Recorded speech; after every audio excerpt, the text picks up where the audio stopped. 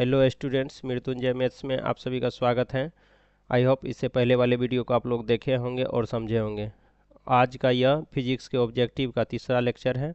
चलिए आज का वीडियो स्टार्ट करते हैं। तो क्वेश्चन है, समतल दर्पण द्वारा बना प्रतिबिंब होता है। समतल दर्पण द्वारा बना प्रतिबिंब होता है। तो समतल दर्पण द्वारा बना प्रतिबिंब क्या होता है? आभासी होता है। आभासी होता है या उसी को काल्पनिक कहते हैं। तो ऑप्शन हो जाएगा आपका ए नंबर। नेक्स्ट क्वेश्चन देखते हैं। समतल दर्पण में होता है। समतल दर्पण में क्या होता है? तो प्रतिबिंब का आकार जितना बड़ा होता है उतना उतना ही बड़ा क्या होता है? वस्तु के आकार। वस्तु के आकार के बराबर ही प्रतिबिंब का आकार होता है, इसलिए इसका ऑप्शन हो जाएगा आपको बी नंबर। चलिए नेक्स्ट क्वेश्चन देखते हैं। समतल दर्पण में होता है। तो समतल दर्पण में जितना दूरी पे वस्तु रहता है उसका प्रतिबिंब भी उतना ही दूरी पे दर्पण से बनता है, इसलिए इसका आंसर हो जाएगा आपको प्रतिबिंब दूरी बराबर वस्तु दूरी, इसलिए ऑप्शन हो जाएगा आपको सी नंबर। चलिए नेक्स्ट क्वेश्चन देखते हैं। किसी समतल दर्पण का आवर्धन होता है। तो समतल दर्पण में क्या बनता है? आभासी प्रतिबिंब बनता है। तो आभासी सीधा बनता है। तो आभासी सीधा बनता है तो उसके लिए प्लस का प्रयोग किया जाता है, प्लस चिन्ह का प्रयोग किया जाता है। और प्रतिबिंब दूरी बराबर वस्तु दूरी होता है, या प्रतिबिंब का आकार बराबर वस्तु का आकार होता है। तो दोनों बराबर होते हैं, तो इसलिए उसका प्लस उसका 1 होता है। तो आभासी के लिए प्लस और प्रतिबिंब दूरी बराबर वस्तु दूरी, या कहिए प्रतिबिंब का आकार बराबर वस्तु का आकार, दोनों बराबर होते हैं तो उसके लिए 1 हो गया, तो +1 होगा। इसका ऑप्शन ए हो जाएगा। चलिए नेक्स्ट क्वेश्चन देखते हैं। किसी दर्पण से आप चाहे कितनी ही दूर पर खड़े हो, आपका प्रतिबिंब सदैव सीधा प्रतीत होता है। यह समतल दर्पण है। तो ये दो दर्पण में होता है। एक उत्तल दर्पण में भी हमेशा सीधा ही प्रतिबिंब बनता है, और समतल दर्पण द्वारा भी हमेशा सीधा प्रतिबिंब बनता है। तो या तो हो जाएगा समतल अथवा उत्तल हो जाएगा, तो इसका ऑप्शन हो जाएगा आपको डी नंबर। चलिए नेक्स्ट क्वेश्चन देखते हैं।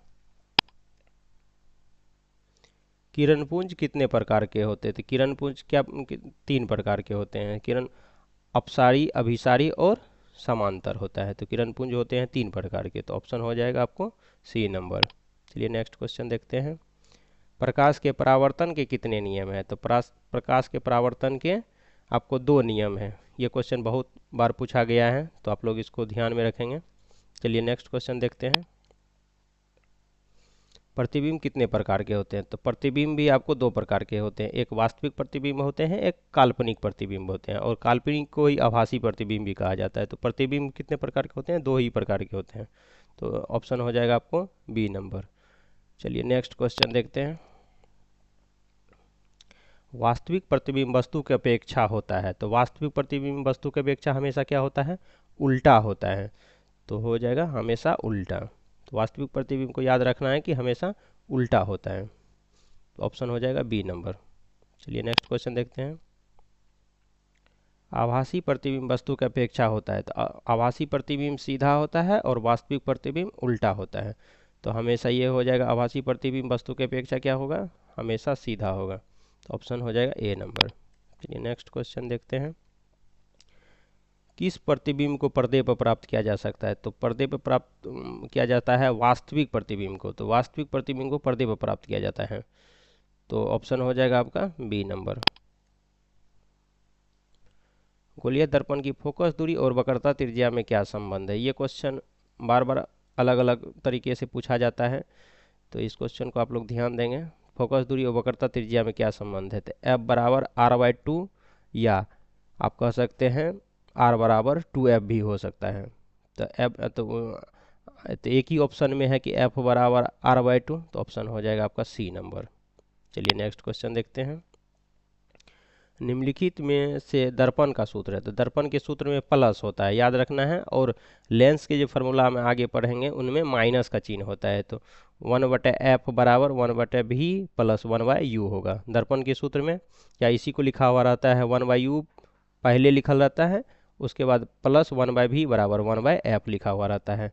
तो ये ऑप्शन हो जाएगा आपको 1/f बराबर 1/v प्लस 1/u हो जाएगा, तो ऑप्शन हो जाएगा आपको बी नंबर। चलिए नेक्स्ट क्वेश्चन देखते हैं। प्रतिबिंब की ऊंचाई और वस्तु की ऊंचाई के अनुपात को कहते हैं। तो प्रतिबिंब की ऊंचाई और वस्तु की ऊंचाई के अनुपात को क्या कहते हैं? तो आवर्धन कहते हैं। तो ऑप्शन हो जाएगा आपको सी नंबर। चलिए नेक्स्ट क्वेश्चन देखते हैं। एक गोलीय दर्पण द्वारा बने प्रतिबिंब का आवर्धन m ऋणात्मक है, इसका अर्थ यह है कि प्रतिबिंब यदि आवर्धन यदि ऋणात्मक होता है तो इसका अर्थ होता है कि वास्तविक प्रतिबिंब बन रहा है, और यदि प्लस धनात्मक होगा तो इससे इसका मतलब होगा कि प्रतिबिंब आभासी प्रतिबिंब बन रहा है। तो यहाँ ऋणात्मक आवर्धन दिखा रहा है तो ये हो जाएगा वास्तविक प्रतिबिंब बनता है, तो ऑप्शन हो जाएगा आपका B number. I hope video आप लोग को अच्छा लगे होंगे, तो आप लोग लाइक करें, सब्सक्राइब कर दें और दोस्तों से शेयर कर दें, ताकि जो भी स्टूडेंट है कक्षा 10 के जो कि 2027 में बिहार बोर्ड क्लास 10th का एग्ज़ाम देंगे उनके लिए बहुत हेल्पफुल रहेगा। चलिए मिलते हैं नेक्स्ट वीडियो में। जय हिंद।